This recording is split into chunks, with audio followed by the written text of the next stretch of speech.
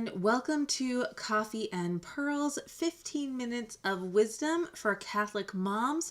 I'm Sterling Jaquith, and today we're going to be talking about 5 ways to get more things done, specifically for moms. So I just recently took a class. It was just like a short webinar on productivity, and this was a business class, so it was really geared towards people that work from home or people who are in sales, and so not everything applied to what it's like to be a stay-at-home mom. And I think when I signed up for it, I thought, well, I've read a lot about productivity and being efficient, so I didn't think I would get that much out of it.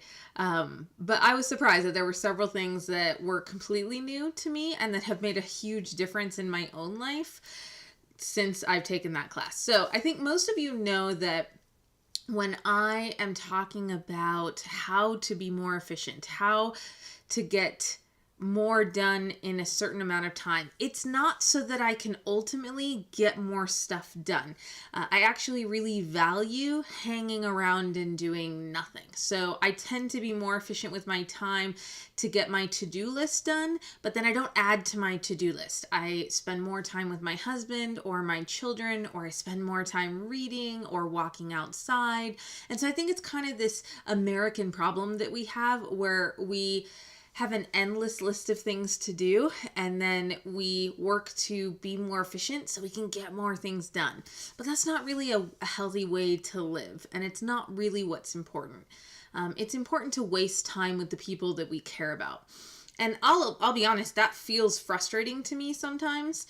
When my husband and I sometimes will just take a long drive somewhere because we tend to connect really well in the car.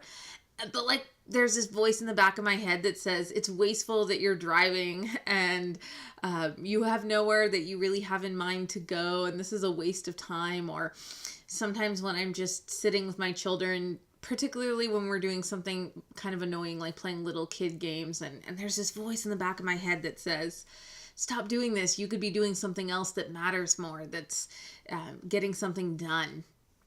But I've learned to just kind of quiet that voice and say, that's the lie. That's never Jesus. Jesus is never whispering that in your ear, right? He's never saying, leave your children and go work more, right? That's not the message that we would get about our family. So as I share these things with you, I just want you to keep that in mind, that it is great to be more efficient and to be very productive with your work time, but do not confuse all of your time with work time, okay? I'm not teaching you this so that you can get more work done, but rather so that you can have more leisure time, more quality time with your family. So the first one is to download the Newsfeed Eradicator plugin for Chrome. So a lot of you are using Chrome as your browser. Some of you might be using Safari or Internet Explorer.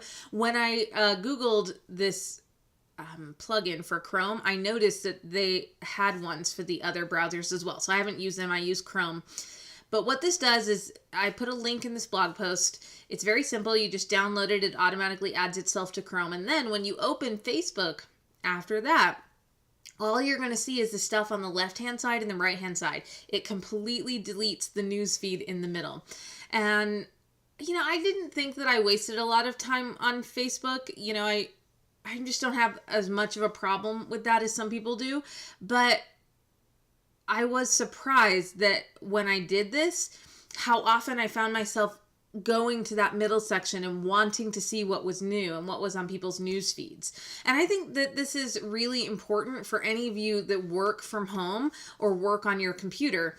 I log into Facebook for my groups, my workshops, my challenges, and I consider that part of my work and I love doing it. But I'm very surprised at how much time I wasted around checking those things.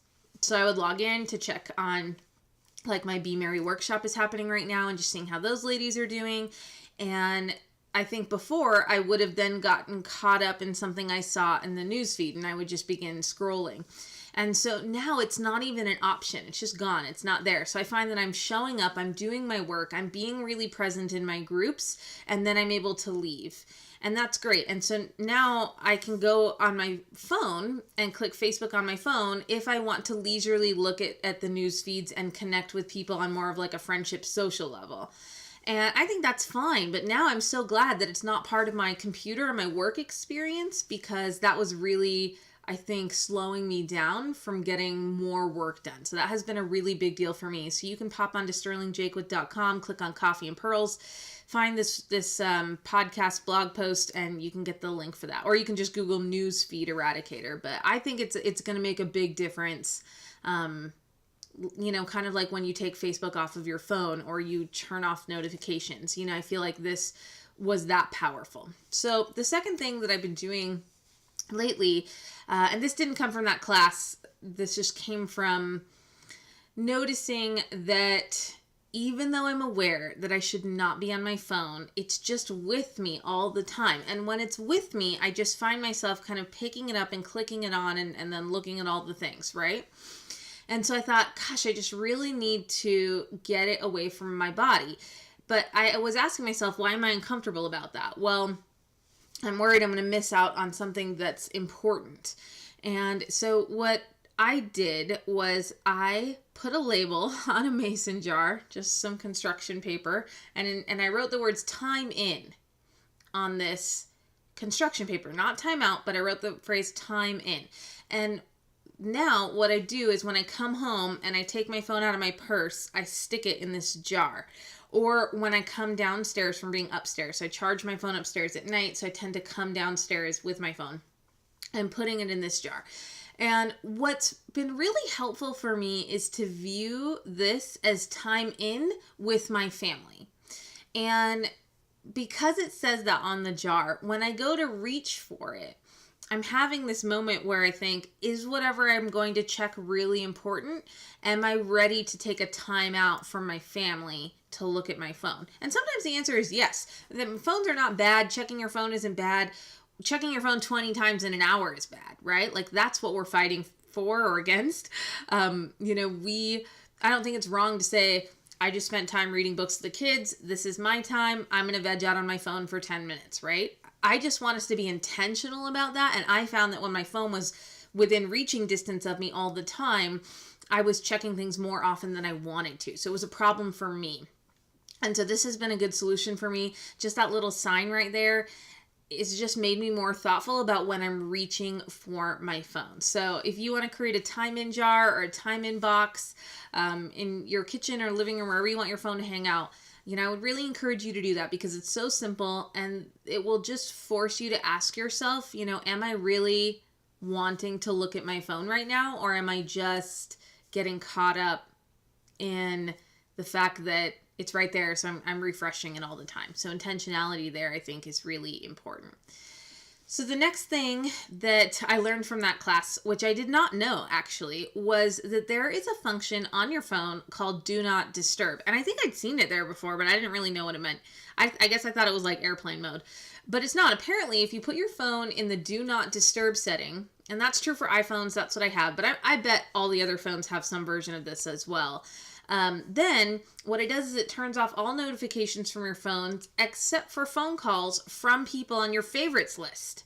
And so I thought, oh, that's amazing because that means I could put my phone in Do Not Disturb and I would miss all of the, doctor appointment reminder calls or the you still have those library books out, Sterling calls, or just spam calls. But I would still get my husband's call, right? Because my husband doesn't call me very often. So when he calls me, it's usually important and I want to pick it up. And so I love this idea of Do Not Disturb. You can put your phone in that mode and still get calls from your favorites. If your kids go to school, you could put the school number in there just to make sure that you're getting things that are important. And then it's just giving you the freedom and the space to not look at your phone. You don't need to wonder if anybody important called because you know that if they did, you would have heard it. And everybody else isn't important. And we're going to compartmentalize those phone activities, for when we're really ready to deal with that kind of stuff. So put your phone in Do Not Disturb. I thought that was a really awesome suggestion.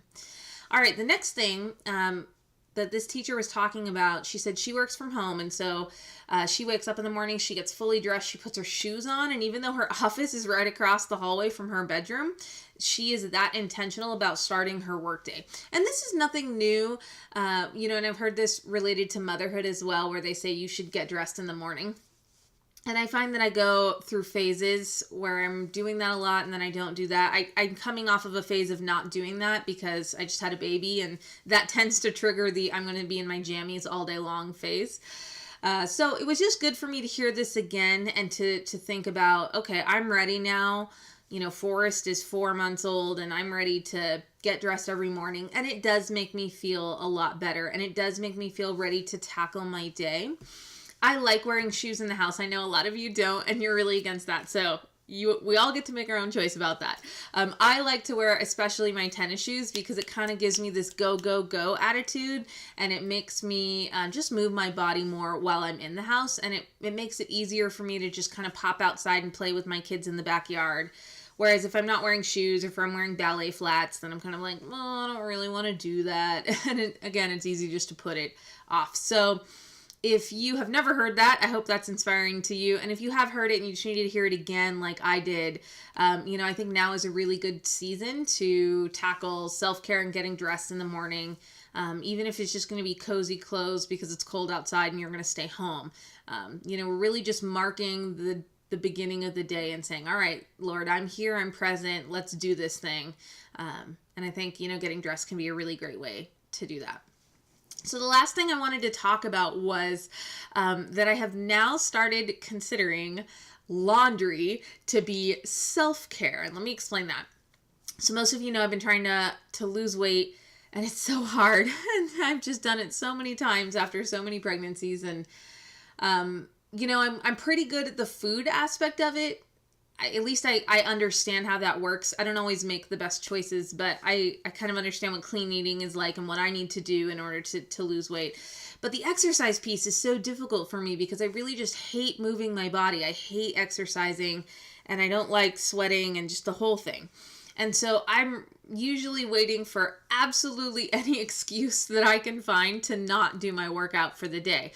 And one of the ones that's kind of always available is this idea that working out causes more laundry. So let's say you wake up, you put your clothes on for the day, and now it's 10 a.m. and the kids' naps are lining up, and you're like, okay, it's my workout time, I'm going to work out. But then I immediately have this moment where I'm like, but then I'm going to have to put on my workout clothes, and then I'm going to have to take a shower, and then I'm going to have to put on clean clothes. And so that's going to be like 3 outfits for the whole day. And then, of course, I extrapolate that out like I'm going to do that 7 days a week. And now I feel like I'm going to be doing laundry all the time.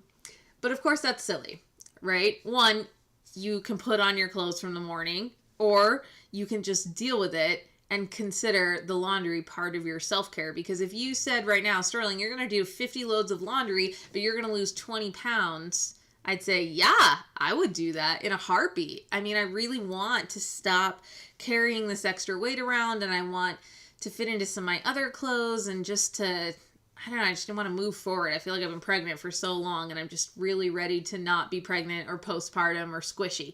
And so, like in my sober moments, not alcohol wise, but just thinking wise, in my moments of clarity, I think, yeah, that's the most important thing to me right now. That's kind of my biggest goal. And of course I would do more laundry to get that done. So it's only in the moments where I don't feel like working out, and I it's right before having to do it, that I have this laundry thing that pops up, or the shower thing too. And so I've just started kind of retraining my brain and saying, you know what, this is a gift to you. The extra laundry is a gift to you because you are going to feel so amazing in 3 months if you stick with your clean eating plan and you work out and move your body.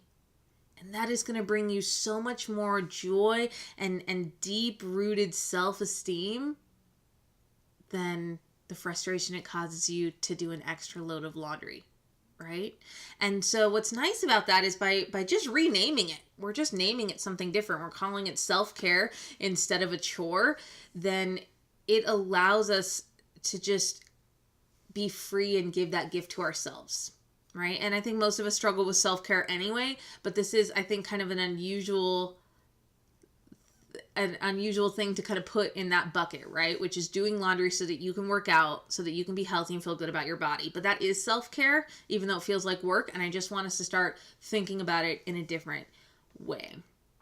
So I hope those 5 things were kind of helpful for you. And I hope you feel a little bit more inspired to be more efficient about your work time so that you can have more leisure time and more quality time with your family, because that's really kind of what we're fighting for. And we live in a country that doesn't really value that anymore. And so it feels wasteful to us, but it's not true. I love how Matthew Kelly says, the important things are never urgent. And just sit with that for a moment. The important things are never urgent. And that means we can go a whole year, 5 years, or 10 years focusing on the loudest problems and the most urgent feeling problems and pushing the things that we actually value into the background until it's too late. And so that's what we're fighting for today. And so you can read those at sterlingjaquith.com. And then if you have any other ideas, I love life hacks, anything you've been working on lately that you want to share with the group, I'm sure all these ladies would appreciate that. So just pop into my Facebook page and comment under this post. And so that's just facebook.com/sterlingjaquith, my name. And the last thing I just want to mention was I did a podcast with Danielle Bean, who's just one of my favorite people ever. I love her books. She's just an amazing human being. And anyway, so it was just a joy speaking with her on her podcast, Girlfriends. I know a lot of you listen to that podcast, so hopefully you'll catch it. But if not, I put a link on this post as well, so you can go listen to that Advent episode, or just all of her episodes, because they're really great and inspiring as well. So I appreciate all of you. Thank you so much for listening to Coffee and Pearls. Have a blessed day.